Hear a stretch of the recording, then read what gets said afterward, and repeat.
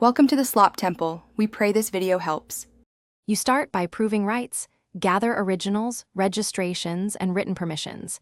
This reduces disputes later. Once you have documents, open YouTube Studio and go to the Rights Management or Content ID section. Choose the option to create a new claim and upload the reference file, or select an existing asset. Make sure metadata is precise, title, timestamps, and identifiers, because correct metadata speeds matching and enforcement across uploads. Next, configure how Content ID should treat matches. You decide to block, monetize, or track, and you can vary choices by country. Upload a clean, high-quality reference. Better audio or video makes matching more accurate. Then set sensitivity thresholds and exclusions for short clips or mashups.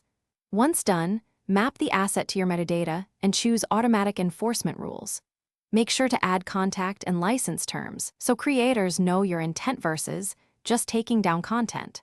Finally, monitor matches in the Content ID dashboard and act on disputes promptly. You have deadlines, so prioritize.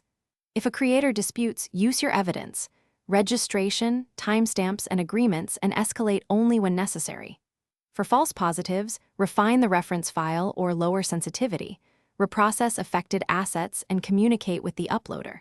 If system errors persist, contact YouTube support with case details and files, and keep log entries to speed resolution. Thanks for watching. Consider subscribing if we helped you.